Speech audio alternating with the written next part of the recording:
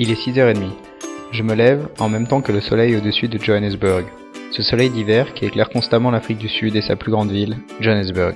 Cœur économique de la nation arc-en-ciel, terre d'habitation de Tata, Nelson Mandela, idole en son pays, véritable vivier d'artistes, d'entrepreneurs et de talents en tout genre, mais aussi ville la plus dangereuse du pays avec ses 17 meurtres quotidiens, Johannesburg fascine.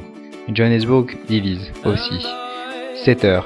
Sur la route de l'ONG, une école d'excellence dans le township de Tsakane, je dessine par la fenêtre de la voiture la ségrégation sociale et raciale, légale jusqu'il y a 20 ans, encore enracinée aujourd'hui.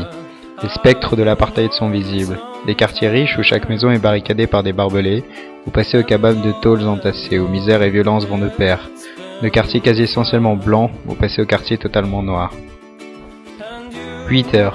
Bienvenue à African School for Excellence. Cette ONG propose aux enfants défavorisés de Township un enseignement gratuit d'excellence assuré par les professeurs diplômés des meilleures universités du pays.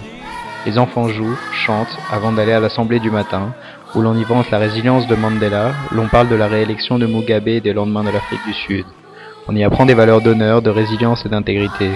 Plus qu'une école, African School for Excellence est une véritable institution, formatrice et civilisatrice. 10h. Le vuvuzela en guise du sommeil.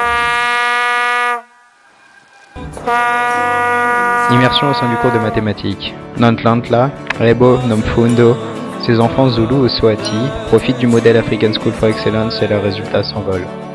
Durant l'apartheid, les écoles étaient divisées entre noirs et blancs. Dans les écoles noires, on obligeait à apprendre l'afrikaans, la langue des colos hollandais, et le peu de moyens empêchaient une formation de qualité. Les enfants n'avaient souvent pas de bureau.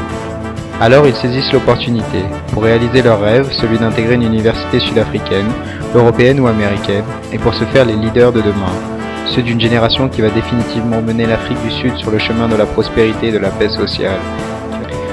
12h. C'est l'heure de la réunion avec mon directeur, le fondateur M. Kloppenberg. Dans les bureaux du riche quartier d'affaires de Sandton, que l'ONG occupe gratuitement, nous faisons le point sur les dossiers du moment.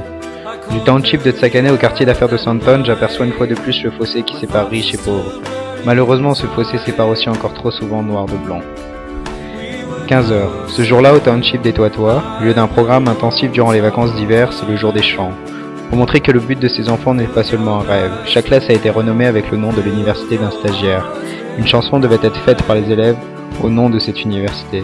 University of Johannesburg, University of Cape Town, mais aussi EM Lyon.